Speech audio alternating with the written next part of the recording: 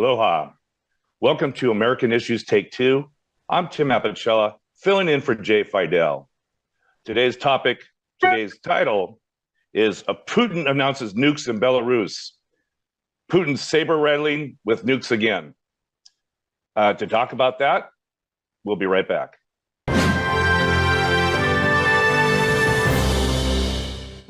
With me, we have Stephanie Dalton filling in for Tim Apicella, since Tim Apicella is filling in for Jay Fidel. Our co-host today, Stephanie Dalton. Welcome. Aloha, Tim. Aloha. Here we are. Well, we have a pretty scary topic here. Before the show started here, we said, hey, we've been here before. We've been here before when the USSR had a number of satellite countries that were the buffer between Russia and NATO. And those buffer countries, Ukraine, Romania, all of Eastern Europe, most of Eastern Europe, were known as Russian satellite countries. So we now have Belarus acting as one of those satellite countries, even though officially it's not. And the topic is, of course, storing tactical nuclear weapons in Belarus, which is right next door to Poland, right next door to Ukraine. And the chessboard now has moved as of Putin's announcement. That's what he's planning to do. So, Stephanie, what's your thoughts about Putin's plan here, and how does it upset and rock the apple cart? Or does it? Good question, Tim. Important question. I wonder, not to get to the edge too fast, but recall, and maybe you missed this personally because of your age, but recall when we had something like this before with Khrushchev, and I think it was wasn't it back in the 60s? We had like a nuclear standoff. Well, that would have been the Cuban Missile Crisis of 1962. Exactly. So that was JFK's moment.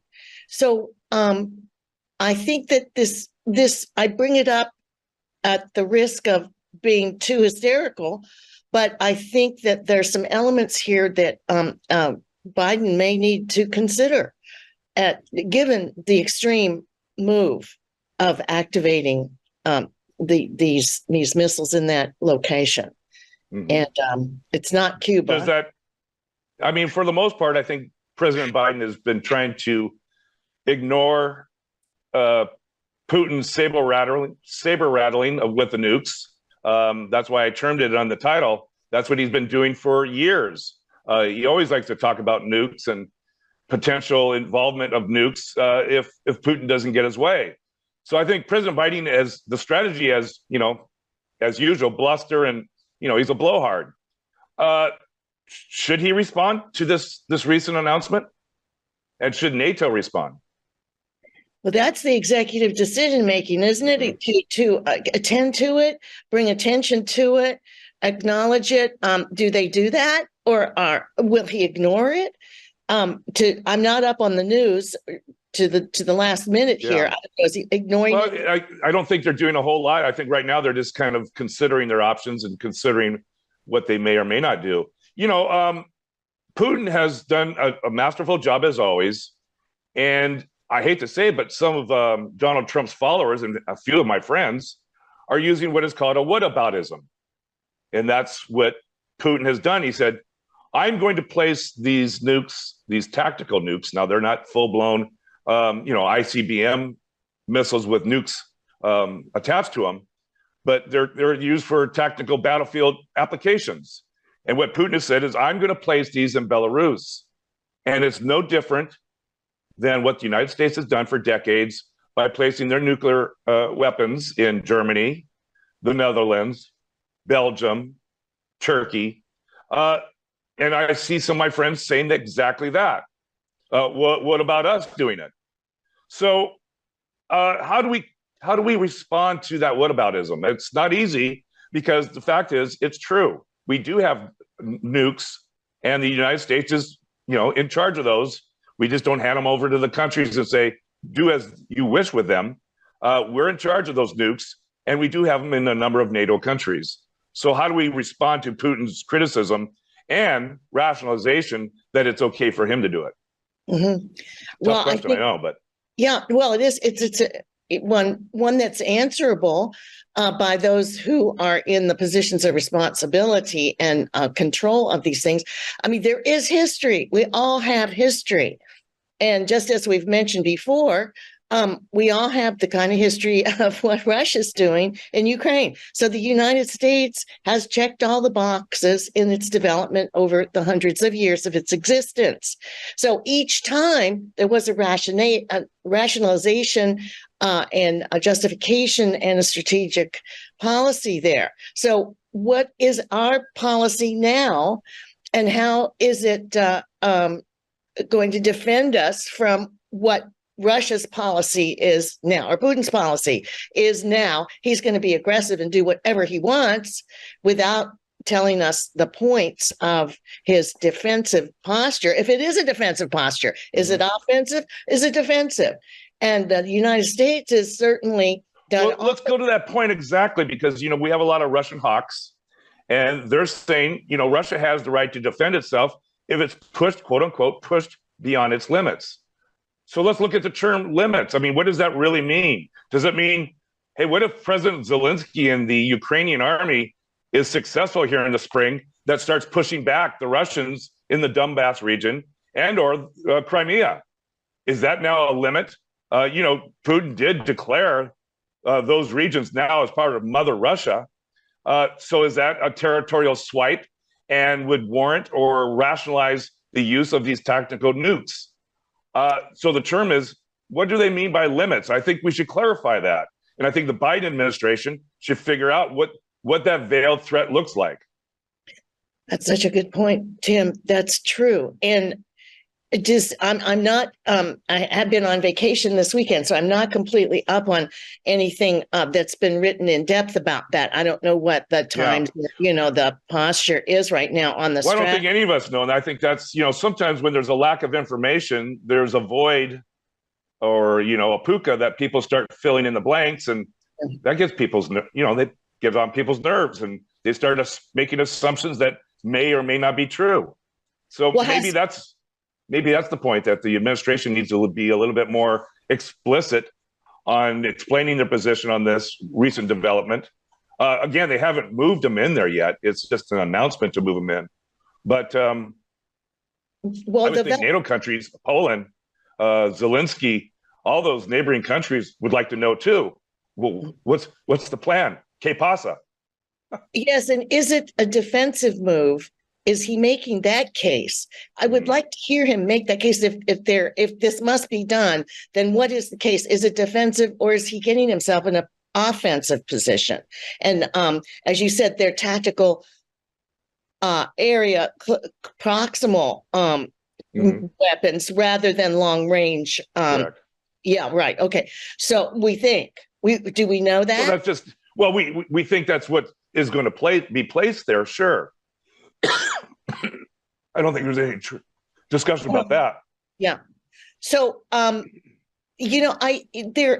this conversation needs to go on, of course, in the Congress, and certainly at the executive, at Biden's level. I mean, this is a huge move, and it's a topic we all must face.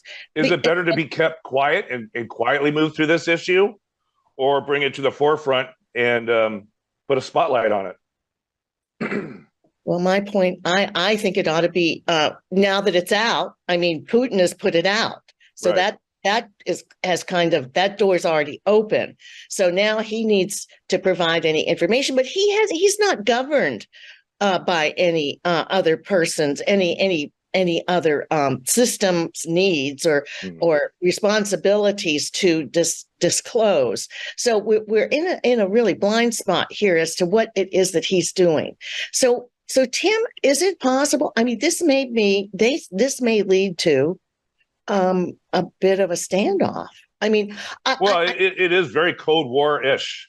Yeah. We're in a kinetic war, and we're in a proxy war. The United States is in a proxy war, and NATO's in a proxy war against Vladimir Putin. But now the placement of these nukes so close to a battlefront puts us in, ramps up the tension. Ramps up the game, so to speak. And good question. I just thought about my question about whether or not the Biden administration or NATO puts this in the back, quietly tries to work through this one or puts it in a spotlight. And then I just remembered that Vladimir Zelensky has requested an immediate meeting of NATO countries to address this very issue. So yes, the answer is Zelensky wants a spotlight on it.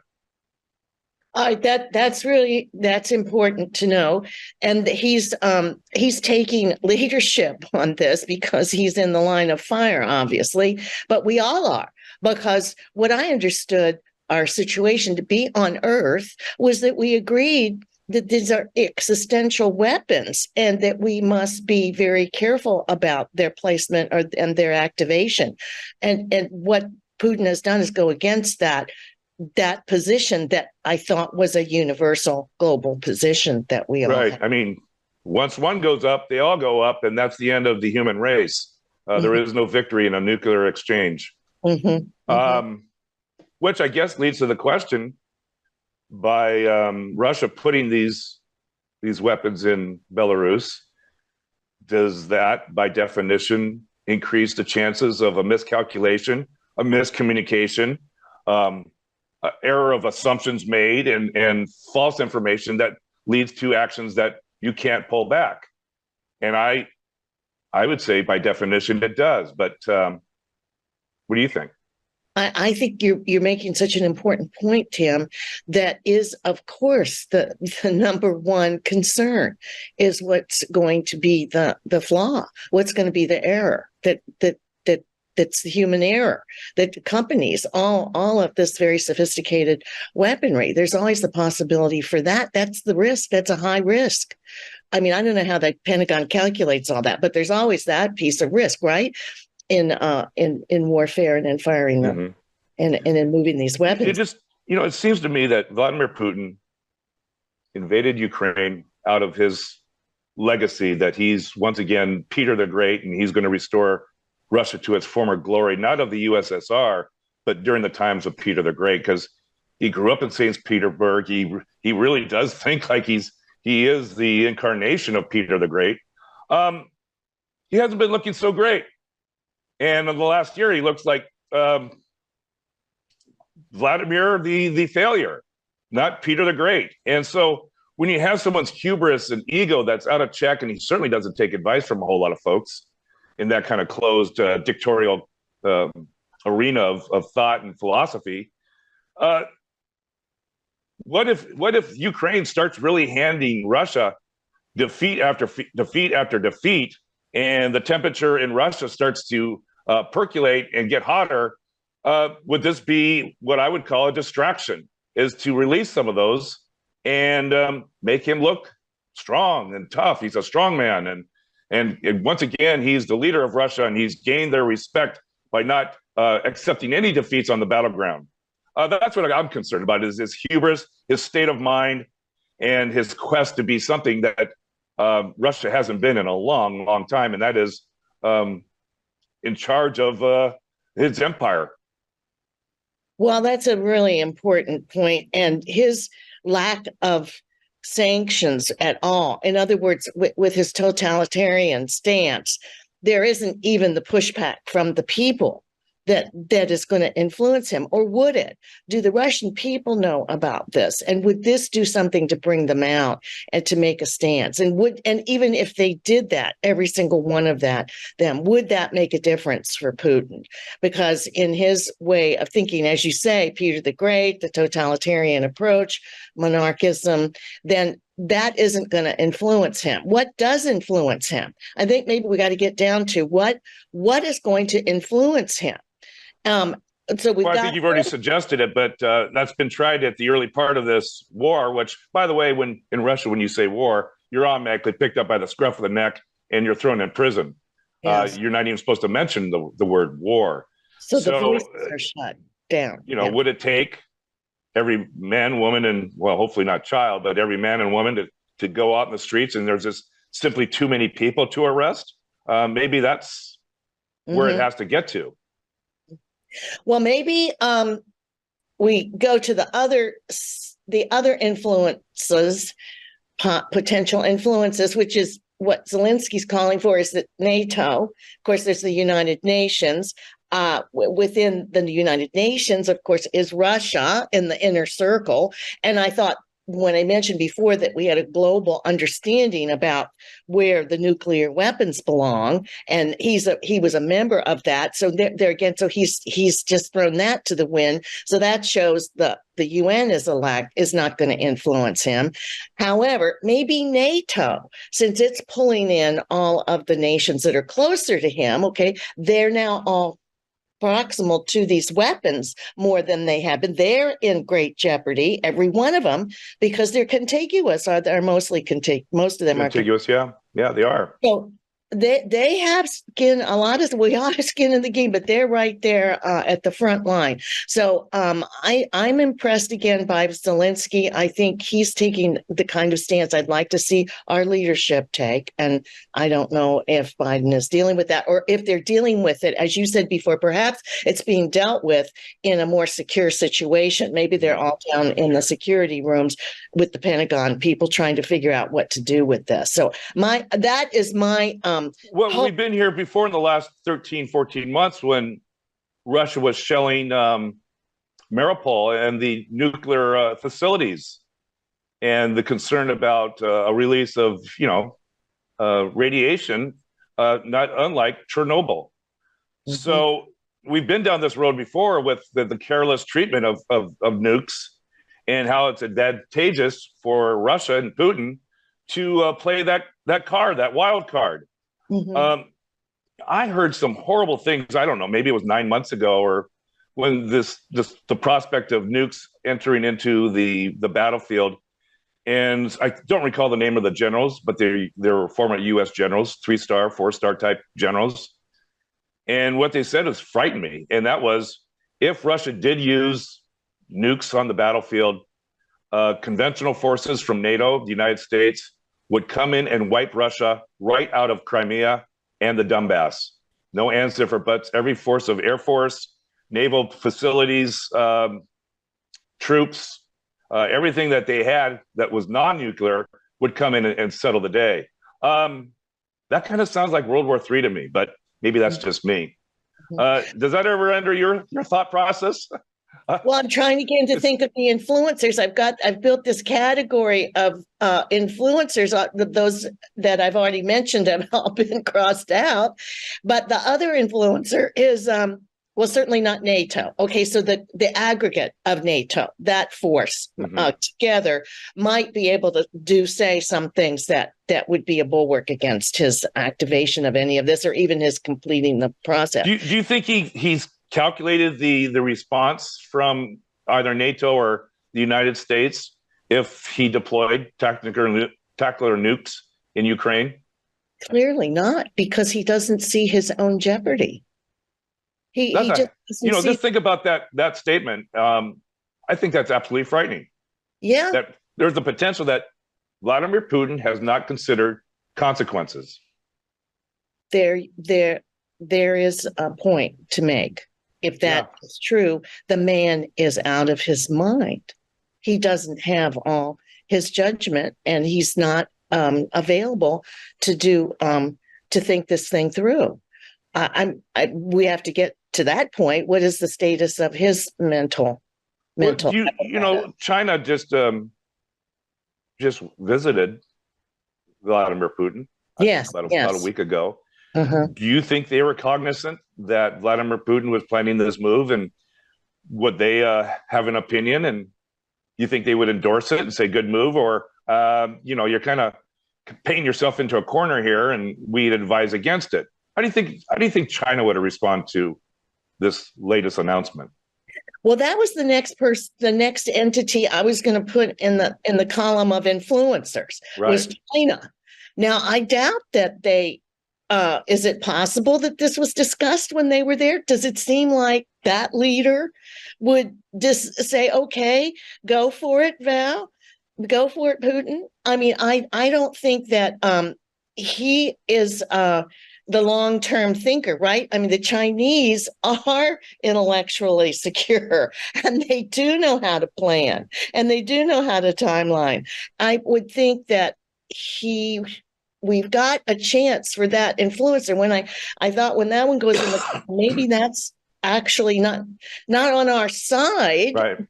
Certainly, for the benefit of the planet, China doesn't want to go away either into stardust. So none of us who want to be stardust. Well, they may not even be thinking that far down the line.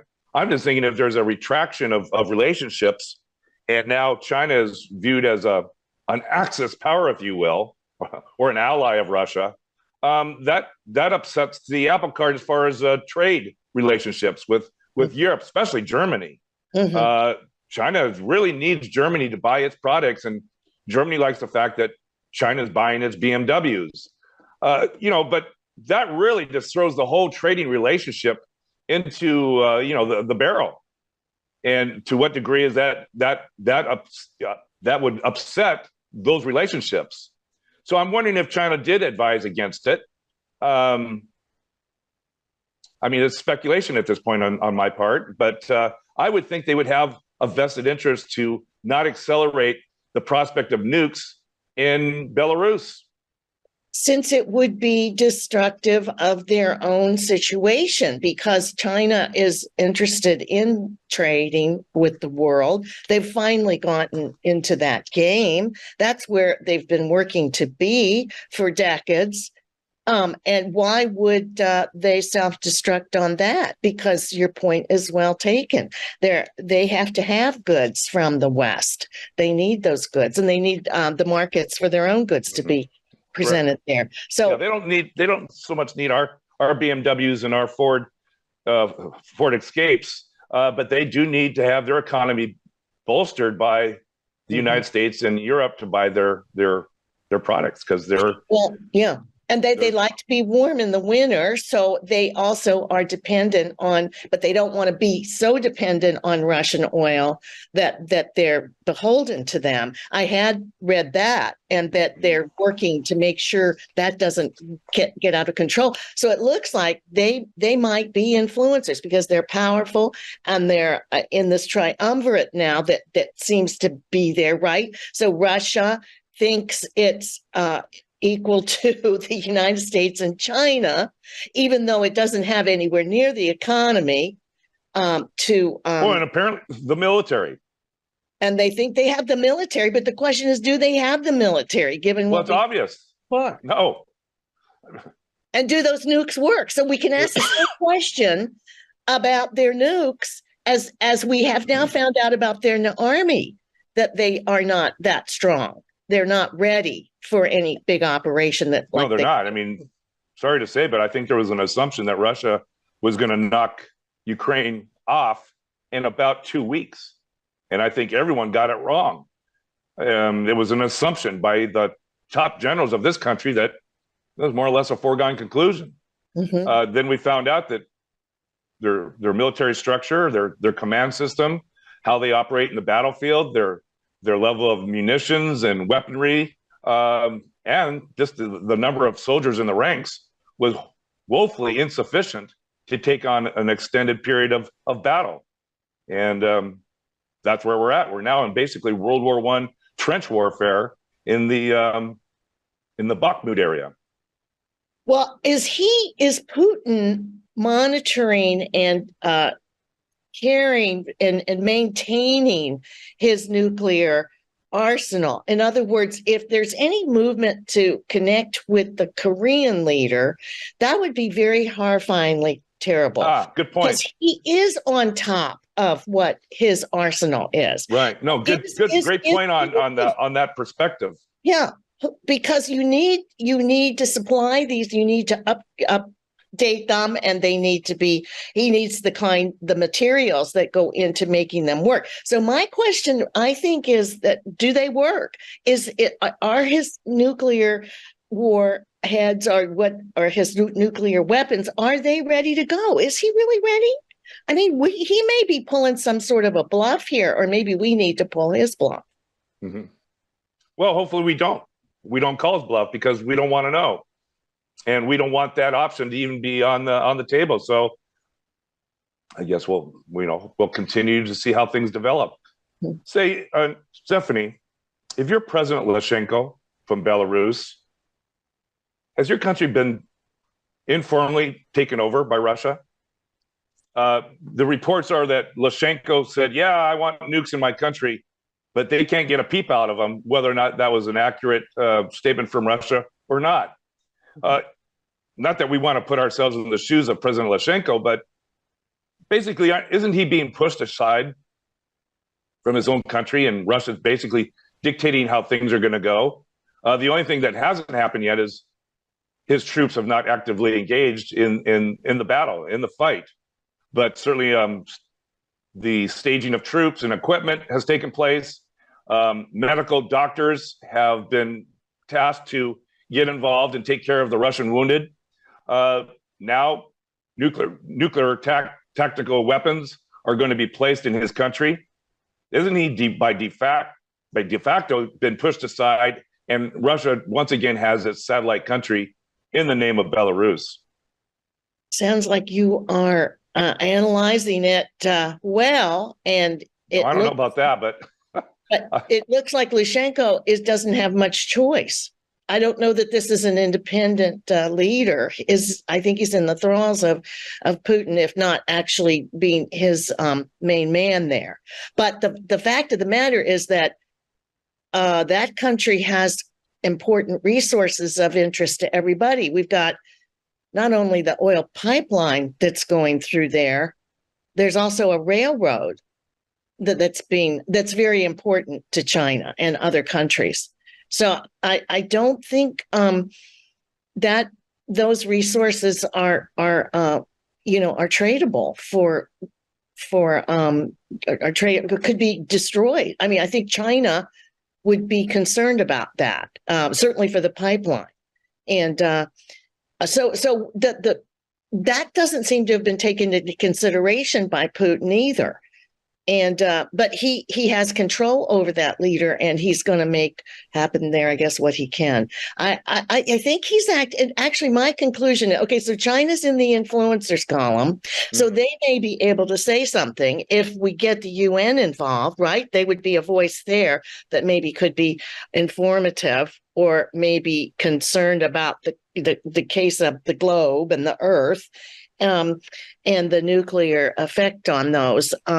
But maybe he could do something about sending a message to Putin. What do you think? Do you think? Well, that would be up to China. But, I remember, when we had a far better relationship with China, we would knock on their door and say, hey, look, we've got this little problem with this guy named Kim Jong-un in North Korea. That's, the mouse that roared. Would you have a little chat with him and tell him to knock it off? And to some degree, I think China got involved or sent some of its diplomats to North Korea and tried to influence him as much as possible. But our relationship now with China it's not as healthy as it used to be. We have trade tariffs with China, and certainly have some military conflicts or potential conflicts in the South China Sea. So our sphere of influence with China has been reduced. But does the United States try that option anyway? Do we try to talk to China and say, can you see what you can do about this? It may be that we're approaching truly a reset in international relations here.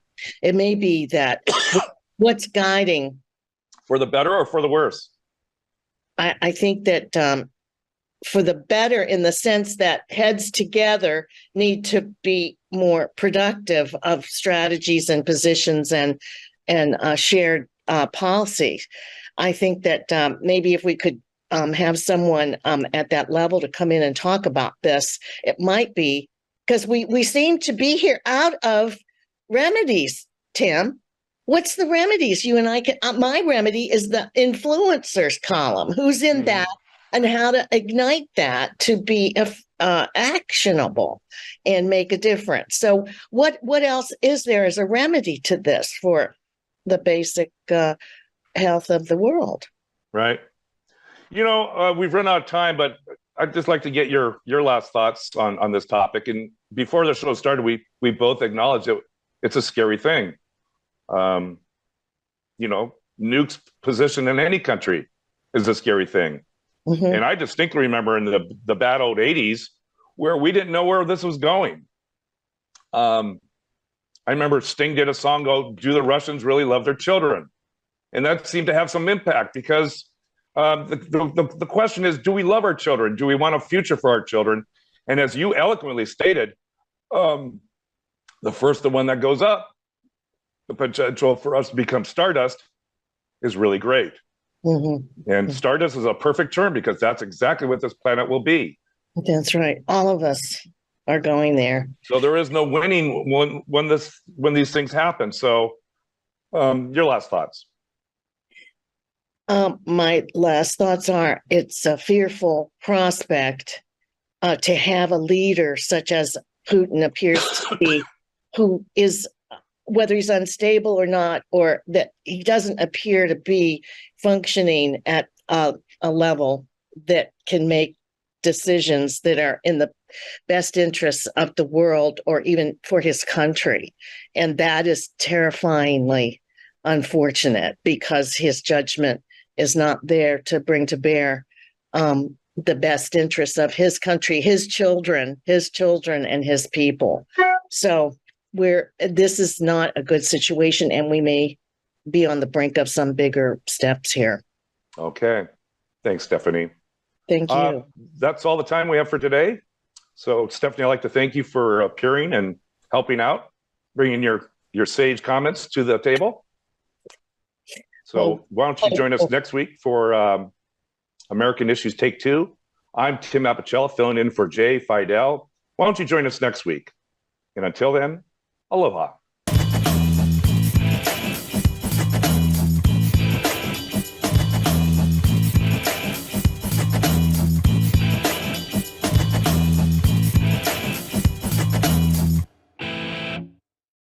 Thank you so much for watching ThinkTech Hawaii.